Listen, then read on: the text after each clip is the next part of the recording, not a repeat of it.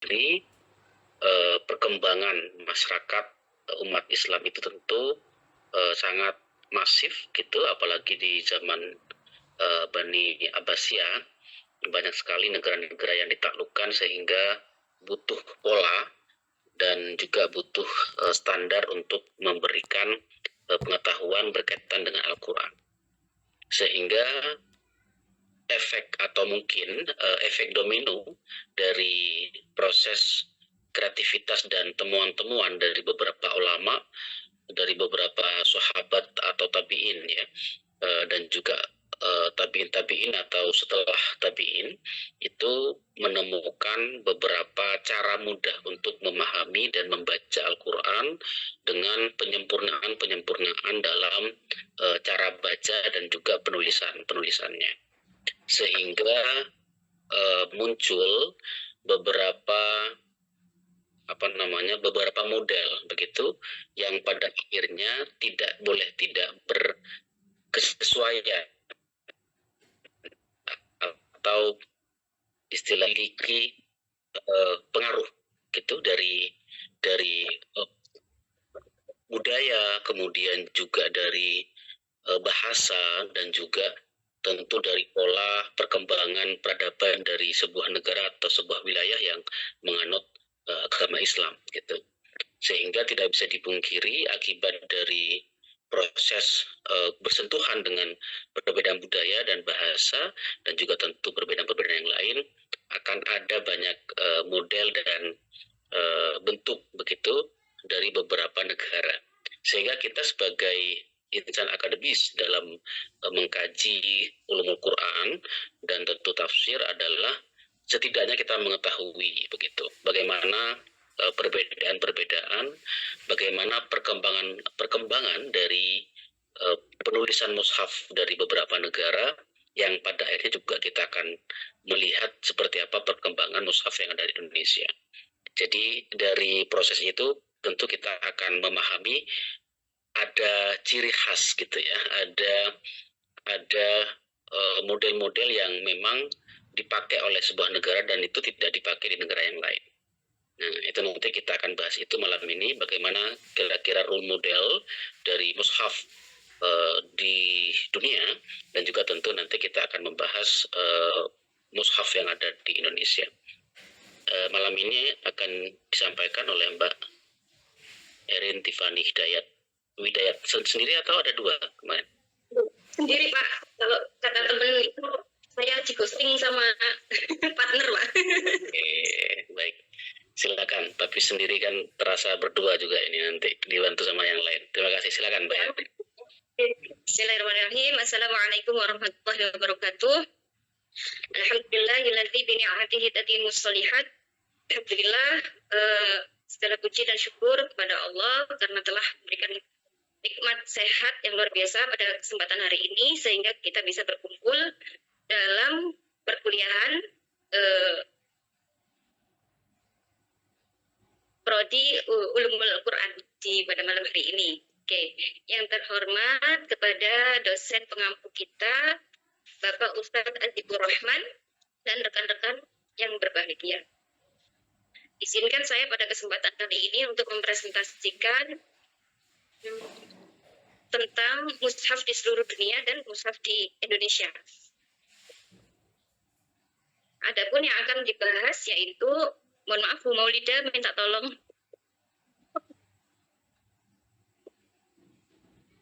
Ada pembahasan.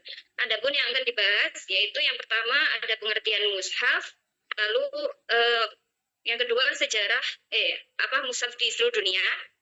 Nanti ada sejarah mushaf di seluruh dunia, tentu ini sejarah singkatnya nih. Kemudian ada ragam mushaf Al-Quran di seluruh dunia. Kemudian ada karakteristik umum mushaf di berbagai negara. Yang ketiga ada mushaf di Indonesia dengan pembahasan sejarah masuknya mushaf dan tradisi penulisan Al-Quran di Nusantara. Pada saat itu namanya masih Nusantara. Kemudian mohon maaf ini tadi sudah direvisi, ternyata kok belum terganti. Yang poin B harusnya ragam mushaf di Indonesia. Kemudian yang poin C karakteristik unik mushaf di Indonesia, dan yang keempat ada perbandingan mushaf di seluruh dunia dan mushaf di Indonesia. Perbandingannya yaitu terkait persamaan dan perbedaan. Kita langsung masuk ke pengertian mushaf.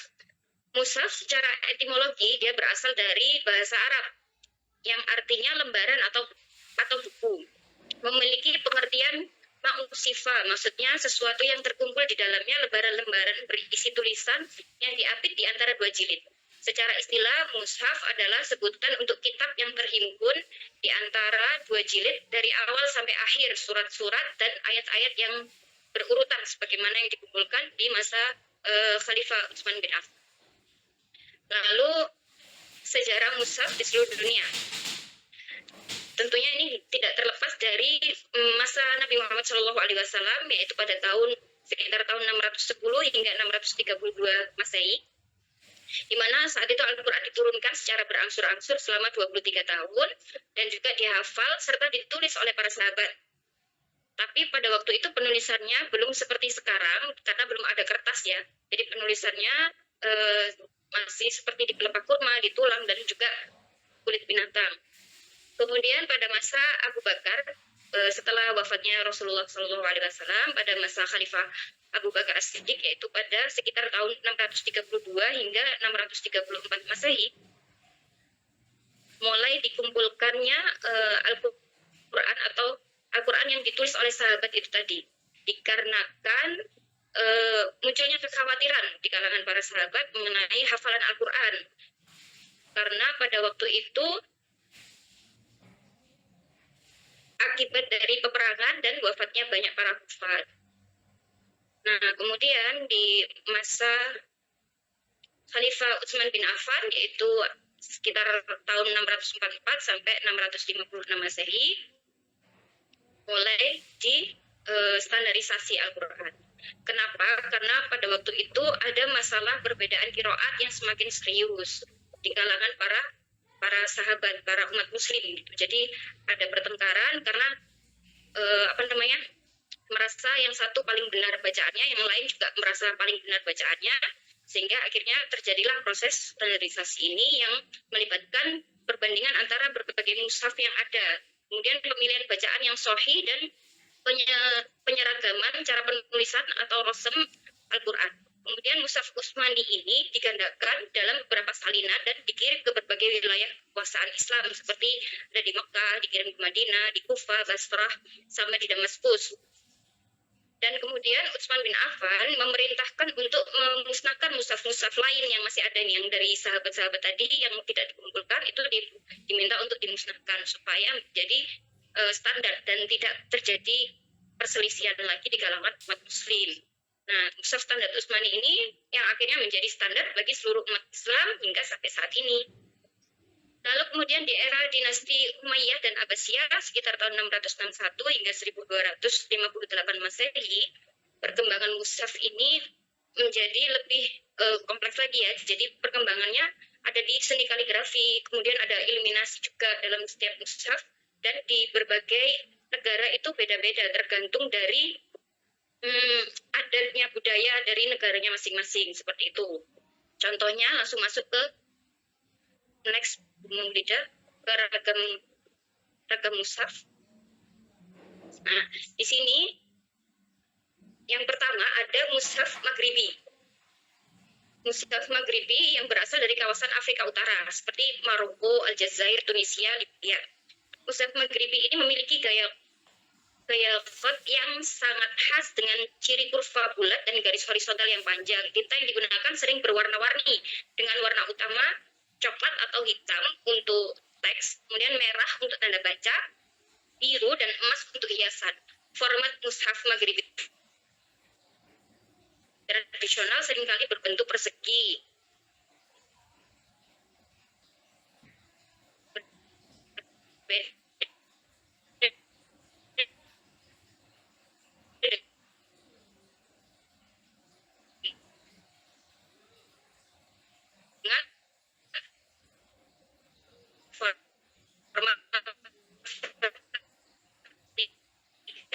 Yang umum digunakan di kawasan yang berjudul Al-Tabri. Mushaf unik kofnya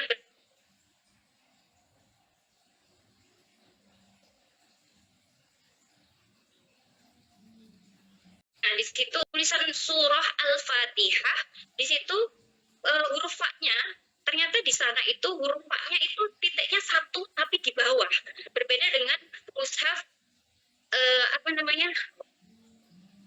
berbeda dengan mushaf Masyriqi, yang mana kalau mushaf Masyriqi termasuk yang di Indonesia itu kan fa-nya, huruf fa-nya itu titik satu tapi di atas. Nah, kemudian yang kedua ada pada Al-Fatihah yang ayat ke-5, ihdinas siratal mustaqim, pada huruf qafnya itu nanti bisa di zoom juga ya. Pada huruf qafnya di situ dia itu titiknya satu tapi di atas. Beda dengan kita, kalau qaf itu kita titiknya dua tapi di atas gitu. Padahal kalau di kita titik satu di atas adalah boten nggih.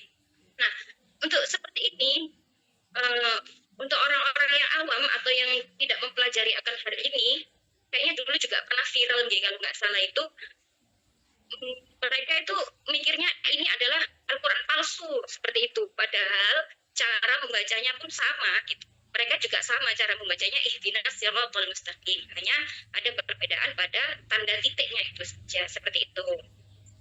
Kemudian pada di Timur Tengah, kota-kota seperti Mekah dan Madinah yang tetap menjadi pusat penting dalam produksi dan penyebaran mushaf yang dihasilkan di kedua kota suci ini umumnya mengikuti standar Utsmani dalam hal rotem dan dobet atau tanda baca, namun dengan sentuhan lokal dalam seni kaligrafi dan iluminasi. Kaligrafer dan seniman muslim di Mekah dan Madinah berlomba-lomba untuk menghasilkan mushaf yang indah dan berkualitas tinggi sebagai bentuk penghormatan terhadap Al-Quran dan sebagai sarana untuk mendekatkan diri kepada Allah. Ciri khas mushaf dari Mekah dan Madinah seringkali terletak pada penggunaan tinta yang berkualitas tinggi, kertas yang halus, dan penjilitan yang kuat mencerminkan perhatian yang besar terhadap detail dan kualitas. Selain itu, kalau perbedaannya dengan belum Bu Maulida masih yang tadi, mushaf Madinah, nggih. Nah, untuk perbedaannya nanti akan disinggung di bawah sebenarnya, tapi saya ini sedikit untuk mushaf Madinah dengan mushaf Indonesia itu di ininya tanda baca mat. Nah, seperti itu kalau di Indonesia kan ada fathah diikuti alif seperti itu, atau domah diikuti waw sukun. Nah, di sana itu wawnya nggak disukun. Nah, seperti itu. Kadang kalau orang yang nggak tahu dibacanya pendek, padahal ya sama aja bacanya tetap panjang seperti itu. Baru lanjut Bu yang slide berikutnya, Kufah. Itu contohnya mushaf di Kufah. Jadi Kufah itu salah satu pusat intelektual dan budaya di Irak pada masa awal Islam. Di sana melahirkan gaya kaligrafi Kufi yang terkenal. Gaya ini bercirikan bentuk huruf yang kaku, geometris dan tebal, serta seringkali dihiasi dengan ornamen-ornamen yang rumit. Kaligrafi Kufi digunakan secara luas dalam penulisan mushaf, prasasti masjid, dan dekorasi arsitektur. Mushaf-mushaf Kufi sangat dihargai karena keindahan dan keagungannya, dan menjadi inspirasi bagi perkembangan gaya kaligrafi lainnya di dunia Islam. Nah, ini salah satu contoh mushaf Kufi yang terkenal adalah mushaf Ma'il. Itu yang gambar yang saya cantumkan itu nemunya itu. Alhamdulillah nemu mushaf Ma'il yang berasal dari abad ke-8. Dan itu juga yang disimpan di British Library. Dan mushaf ini menunjukkan bagaimana kaligrafi Kufi tidak hanya berfungsi sebagai tulisan, tetapi juga sebagai elemen dekoratif yang memperindah tampilan mushaf. Masih di slide yang sama. Nah, itu yang ada panah pinknya itu nggih, itu contoh dari mushaf Syam dan Mesir. Itu contoh dari mushaf Mesir pada abad ke-14. Di kawasan Syam, Suriah, Libanon, dan Palestina, Yordania, dan juga Mesir itu memiliki tradisi penulisan mushaf yang kuat dengan pengaruh Turki dan Mamluk. Jadi khotnya yang dipakai adalah naskhi dan thuluth. Kemudian iluminasi yang seimbang antara kemewahan dan juga kesederhanaan. Mesir khususnya melalui lembaga Al-Azhar berperan penting dalam standarisasi mushaf pada era modern. Jadi di Mesir juga ada lembaga standarnya seperti di Indonesia. Lalu yang paling bawah itu adalah contoh dari mushaf di Turki. Nah, jadi Turki itu memiliki tradisi kuat dalam produksi Al-Quran yang indah dan juga artistik. Sejak era Kekaisaran Ottoman, para seniman Turki terkenal karena keterampilan mereka dalam menulis ayat-ayat Al-Quran dengan gaya kaligrafi yang elegan. mereka menciptakan mushaf yang tidak hanya akurat dalam penulisan tapi juga indah secara visual. Seringkali dihiasi dengan ornamen emas, itu ya, seperti contohnya itu kayak ada emas-emasnya, kemudian hiasan di pinggir ada bordirnya yang bermotif Islami, kemudian desainnya pun juga yang simetris. Al-Quran khas Turki sering ditulis dengan gaya kaligrafi tulus lunas. Dua gaya kaligrafi yang dikembangkan secara khusus oleh para kaligrafer Turki. Gaya tulus dicirikan oleh huruf yang melengkung dan terlihat tegas, sementara gaya nas menawarkan keterbacaan yang lebih mudah. Kombinasi kedua gaya ini menciptakan mushaf yang elegan dan mudah dibaca, membuat Al-Quran khas Turki terkenal karena keindahan dan serta kejelasan hurufnya. Kemudian next Bu. Kemudian di Persia atau Iran, di sana memiliki tradisi penulisan mushaf yang kaya dan beragam. Pada masa dinasti Ilkhanat dan Timuriyah, seni kaligrafi iluminasi mushaf mencapai puncak kejayaannya. Gaya kaligrafi yang populer di sana yaitu nasta'li, yang bercirikan bentuk huruf yang lentur, elegan, dan mudah dibaca. Mushaf-mushaf di Persia seringkali dihiasi dengan gambar-gambar miniatur yang menggambarkan kisah-kisah dalam Al-Quran, serta ornamen-ornamen floral dan faunal yang indah. Kemudian ada mushaf India. Mushaf dari anak benua India, khususnya dari era Mughal, mencerminkan perpaduan antara tradisi Islam dan Hindu. Kod yang digunakan umumnya Naskhi dan Bihari. Iluminasi mushaf India kaya dengan warna cerah, detail miniatur yang halus, dan pola geometris yang rumit. Penggunaan pigmen alami dari mineral dan tumbuhan lokal memberikan karakter khas pada mushaf India. Nah, itu ada hiasannya kayak India banget gitu ya. India banget. Kemudian di Afrika Barat, mushaf dari kawasan Afrika Barat seperti di Nigeria, Mali, Senegal itu memiliki karakter yang unik dengan font yang gamblang dan sederhana tetapi tetap indah. Penggunaan tinta lokal dan teknik pembuatan kertas tradisional mencerminkan adaptasi Islam dengan budaya Afrika. Nah, kemudian sudah kita masuk ke karakteristik mushaf di seluruh dunia. Jadi secara umum karakteristik dari mushaf di seluruh dunia ini ada beberapa aspek, yaitu ada variasi dalam prosem dan double. Prosem itu yang mengacu pada tata tulis Al-Quran, yang yaitu bentuk yang dasar, yang nggak ada titik, yang nggak ada harokat itu. Kemudian yang double itu mengacu pada tanda baca yang digunakan untuk mempermudah bacaan Al-Quran, seperti harokat, fathah, kasroh, dhammah, sukun, tasydid, dan mad.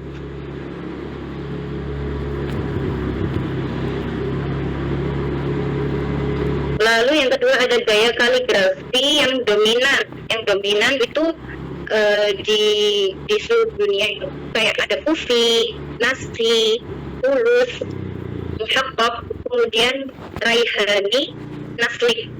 Itu sudah ada gambar-gambarnya di situ, nanti bisa di zoom jadi contoh-contoh penulisannya, khot-khotnya atau kaligrafinya. Kemudian yang ketiga ada tradisi iluminasi dan ornamen. Jadi ada ornamen yang geometris, kemudian ornamen floral, faunal, kemudian penggunaan warna-warna yang cerah ceria, penggunaan warna emas, tergantung pada negaranya masing-masing. Dan ada format dan penjilitan mushaf. Format mushaf yaitu mengacu pada ukuran, bentuk, dan tata letak halaman mushaf. Penjilitan mengacu pada cara mushaf dijilid dilindungi, dan format dan penjilitan mushaf juga bervariasi di berbagai wilayah, tergantung pada referensi lokal dan sumber daya yang tersedia. Next, Bu. Kemudian kita masuk di mushaf Indonesia secara singkatnya, nggih.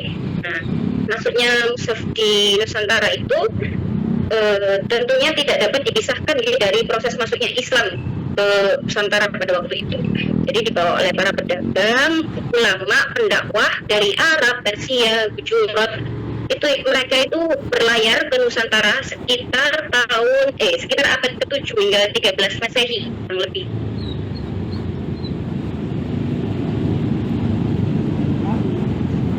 Kemudian pada sekitar abad 13 itu mulai berdirinya kerajaan seperti kerajaan Samudra Pasai dan Malaka itu, dan kerajaan-kerajaan itu memperkuat posisi Islam, sehingga pada abad ke-15 hingga ke-18 mulailah penulisan mushaf itu menjadi aktivitas yang didukung oleh istana dan menjadi simbol legitimasi politik kerajaan-kerajaan Islam. Lalu pada abad ke-19, nah ini baru mulailah muncul mushaf cetak. Jadi sudah tidak lagi ditulis. Pada abad ke-19 ini mushaf sudah mulai, waktu itu masih cetaknya pakai cetak batu atau litografi. Nah kemudian pada pertengahan abad ini atau sekitar tahun 1848 itu selesai diproduksi mushaf cetak batu di wilayah Palembang. Lalu akhir abad ke-19 mulai beredar sejumlah mushaf dari luar negeri seperti Bombay atau India yang tadi ya, yang kita lihat tadi contohnya, kemudian dari Singapura, dari Turki dan juga dari Mesir. Namun mushaf yang paling banyak beredar di Indonesia atau di Nusantara itu yaitu mushaf Bombay yang dari India dan juga mushaf Turki. Pada awal abad ke-20 mulai muncul generasi pertama percetakan modern mushaf Al-Quran. Jadi mulai dicetak di sini dengan cetakan yang modern yang pakai kertas yang tanpa ditulis itu. Nah, yang paling banyak beredar yaitu adalah mushaf Bombay di Indonesia ini. Jadi masyarakat Muslim di Indonesia di abad ke-20 hingga pertengahan banyak menggunakan mushaf model Bombay dari India dengan karakter tulisan kaligrafi yang tebal, syakl dan tobet yang berbeda dari mushaf Saudi. Makanya tadi ada perbedaan tanda baca, dari sedikit perbedaan tanda baca antara mushaf Madinah dengan Indonesia. Kemudian selain itu juga tanda wakafnya itu lebih banyak daripada di Saudi. Dan mulai sejak itulah berdirinya tahun sekitar 1957 berdirinya Pentahkilan Al-Quran. Lalu pada waktu Mukernas ulama Al-Quran itu menjadikan mushaf cetakan tahun 60-an atau yang mushaf Bombay tadi itu sebagai mushaf standar Indonesia. Sekarang masuk ke ragam mushaf di Indonesia.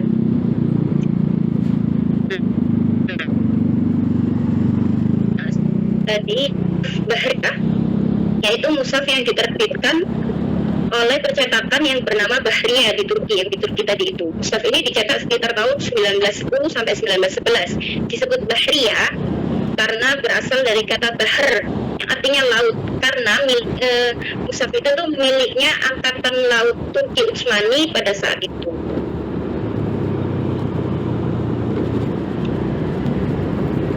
Ini penulisannya dari sini. Setiap juz berisi 20 halaman. Pada halaman pertama tertulis surat Al-Fatihah dan halaman kedua tertulis surat Al-Baqarah ayat 1 sampai 5. Pada kedua halaman tersebut terdapat iluminasi dan inilah mushaf yang akhirnya digunakan sebagai master oleh percetakan Menara Kudus hingga saat ini. Jadi di Indonesia ada percetakan Menara Kudus itu nyonteknya pakai mushaf Bahriyah itu. Nah, ini menurut Dr. Haji Hasani Ahmad Said, mushaf standar Bahriyah itu masih menggunakan rasam imla'i. Nah, rasam imla'i itu kan yang kemarin ya, yang kalau rasam Utsmani itu kan yang ada kaidahnya yang kemarin dijelaskan sama pemateri yang kemarin ya. Nah, kalau rasam imla'i itu kan seperti apa yang diucapkan gitu. Sehingga mushaf terbitan Menara Kudus pun saat itu ya belum distandarisasi. Jadi masih menggunakan rasam imla'i. Nah, namun kalau misalkan langsung diubah menggunakan standar Utsmani akan membingungkan bagi masyarakat yang sudah terbiasa dengan gaya Turki ini.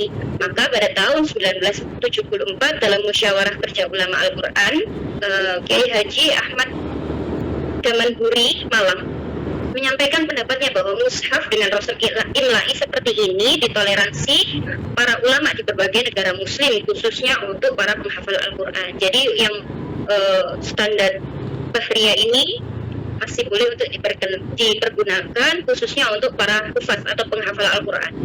Lalu ada lagi mushaf Bombay. Mushaf Bombay ini dari India tadi ya. Jadi masternya dari sana. Karena kan tadi yang banyak beredar di Indonesia adalah mushaf Bombay dan juga Turki. Nah, para peneliti mengatakan bahwa mushaf Bombay merupakan mushaf yang paling populer sejak pertengahan abad ke-19.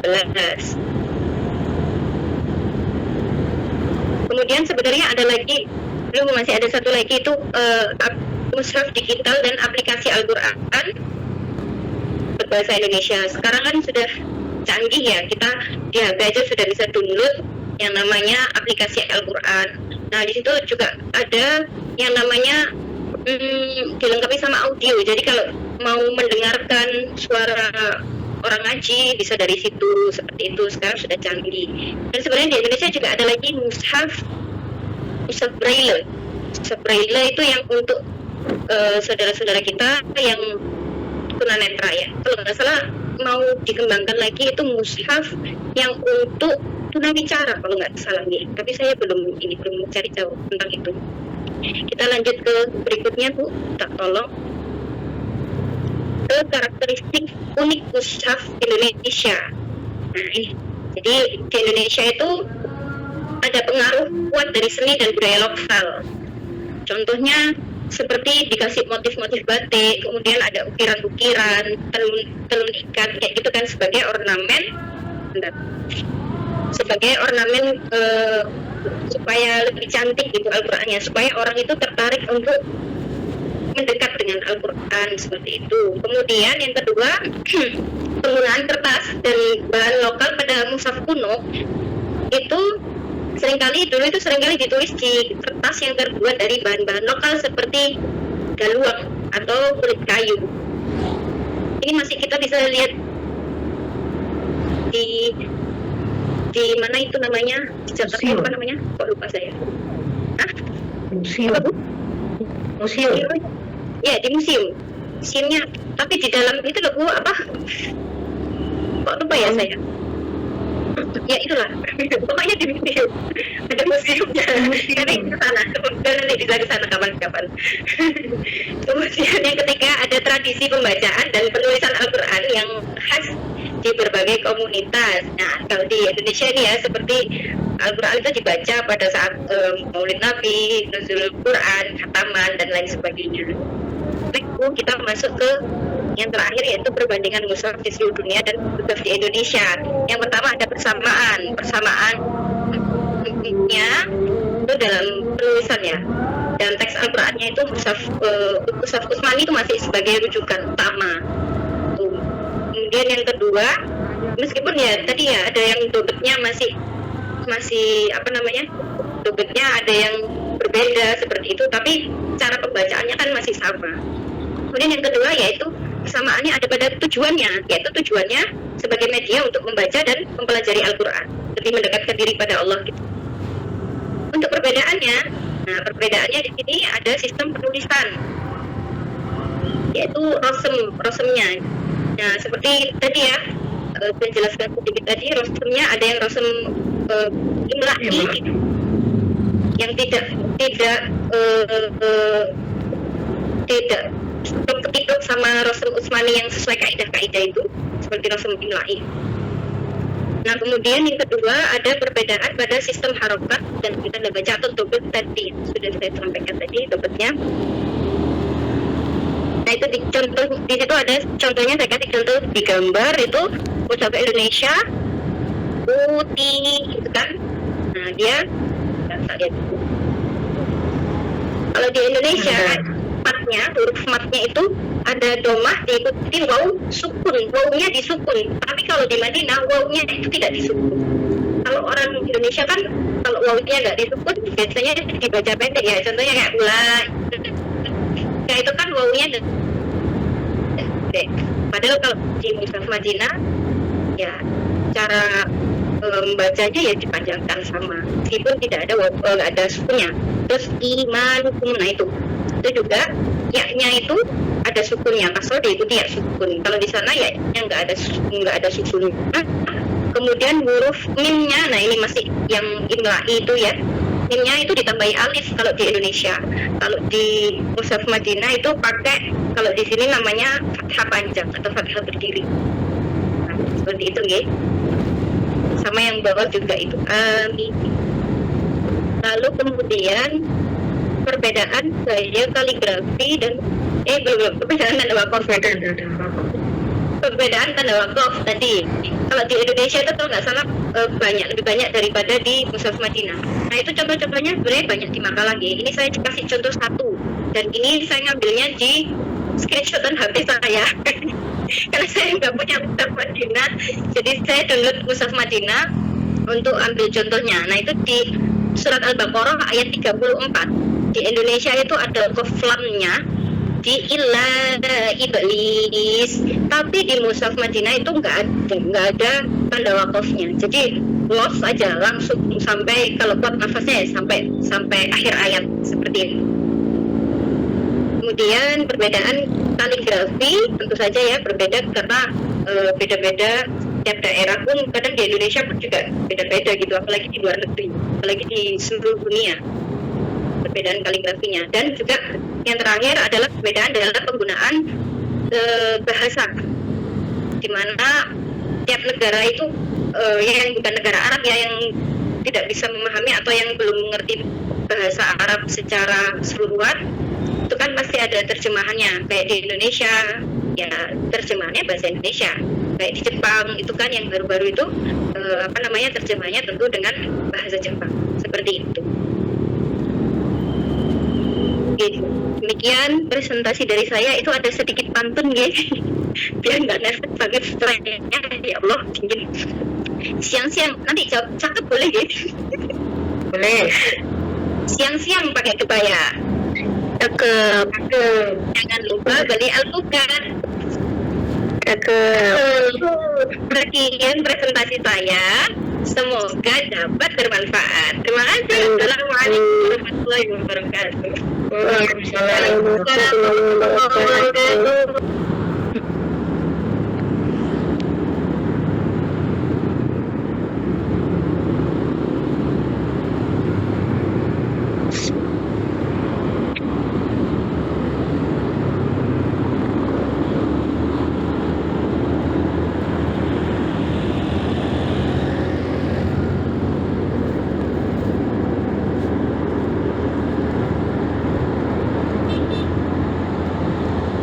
Mungkin ada yang mau menambahkan dari makalah saya atau presentasi yang pastinya banyak kurangnya ini ya.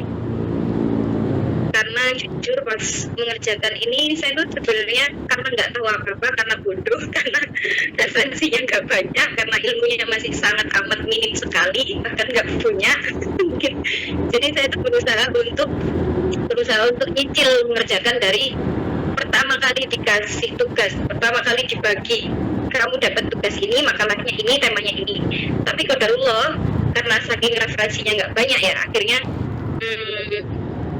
nggak nemu apa ini yang mau dibahas. Sampai lihat video ini, lihat video itu, terus beli buku ini, beli buku itu, ke perpustakaan pun nggak ngerti gimana ini ya. Kayaknya harus belajar tentang Rasem Usmani juga kan, kayak gitu ya. Terus apa ini dimasukin juga kayak dobet-dobetnya ini, kan pasti ya panjang banget pastinya. Kemudian qadarullah dapat partner yang ghosting tadi. Tapi alhamdulillah selalu ada hikmah di balik itu semua. Saya itu Allah itu maha baik, dikasih teman-teman yang luar biasa baiknya. Saya dibantu terutama sama Bu Maulidah ini. Insya Allah terima kasih Bu Maulidah, luar biasa tiap hari. Bu Maulidah, ada Mbak Musliana, Mbak Cila, sama Ustadz Marzuki Imron, Masya Allah luar biasa. Membuat teman-teman Menawi ada yang mau disanggah, ada yang salah dari masalah saya Menawi, boleh kasih masukan.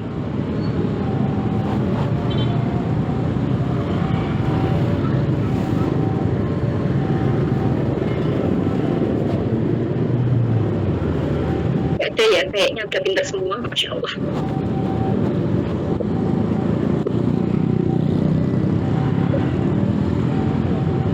Baik, izin bertanya, Mas Ferry.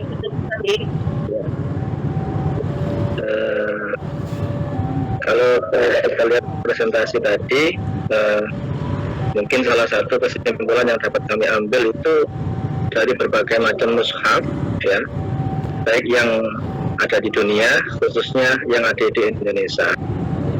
Secara penulisan itu ada perbedaan, ya, baik dari rosem, syakel, ya, tanda baca, dotbek, maupun wakofnya itu ada perbedaan. Dari beberapa negara ada perbedaan. Nah, itu bagaimana caranya menjaga agar kita membaca Al-Quran itu tetap sesuai dengan apa yang diajarkan oleh Rasulullah. Kalau itu ya, pastinya yang pertama kayaknya gitu, pastinya pertama karena kan Al-Quran itu ini yang saya dengar, Al-Quran itu kan memang diturunkan oleh Allah itu tidak berupa tulisan, tidak berupa gambar atau tulisan-tulisan yang ini tulisannya seperti ini, enggak, tapi Allah itu menyampaikan kepada Jibril, memerintahkan kepada malaikat Jibril kepada Rasulullah itu untuk disampaikan melalui talaki, seperti itu nih, melalui talaki, sehingga Rasul pun menyampaikan kepada sahabat, yang mana sahabat itu adalah murid-muridnya itu juga dengan talaki, dan gitu seterusnya. Para sahabat itu juga mewariskan Al-Quran itu dengan cara di talaki, sehingga bacaannya akan tetap sama seperti itu. Kenapa kok ada tulisan yang berbeda-beda? Itu kan karena ikhtilaf ya dari para ulama itu. Jadi waktu itu kan kalau nggak salah setelah Rasul Utsmani itu kan, kalau Rasul Utsmani itu kan tanpa titik, tanpa harokat, kemudian baru berkembang dirumuskan adanya harokat yang pertama itu juga titik-titik, kayak contohnya fathah itu titiknya di atas satu pakai tinta merah misalnya, yang pertama kali. Kemudian kasroh titiknya di bawah satu, doma titiknya di depan hurufnya satu, warnanya juga merah. Kemudian akhirnya semakin meluasnya Islam, semakin banyak umat muslim, dan banyak yang nggak ngerti bacaan apa, kan nggak ada harokatnya, sudah ada, karena kan huruf Arab itu nggak ada vokalnya ya, nggak ada aiku, maka dibikinkanlah itu tadi harokat, tapi titik-titiknya nggak ada, kayak huruf ini tak apa sa apa ba apa ya, ini jim atau ha atau kho, supaya tidak terjadi kesalahan, maka dibikinlah itu tadi titik-titiknya itu tadi dirumuskan gitu. Tapi untuk menjaganya ya setahu saya seperti itu, dengan cara talaki kepada matan. Ngapunten kalau ada yang salah, bisa ditambahkan.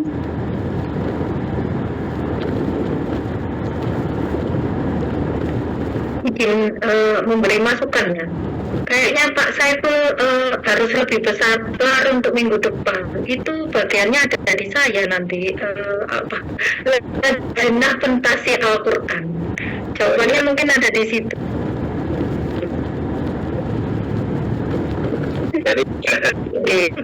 Karena jawabannya sedikit materi atau referensi yang saya baca, standarisasi bacaan atau mushafnya itu ada di seluruh dunia, itu patokannya nanti ada di lajnah, judulnya lajnah pentasi Al-Quran. Nah, kebetulan tadi kan Pak Magari sempat menyinggung masalah MSI itu ya, Mushaf Standar Indonesia itu. Nah, itu kan mungkin salah satu cara agar minimal orang Indonesia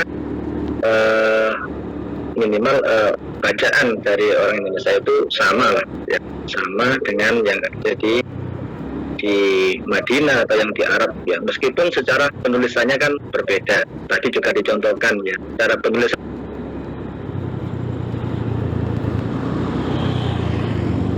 yang berburu talaki itu salah satunya talaki. jadi menghafal gitu. Meskipun yang ngomong ini belum hafal.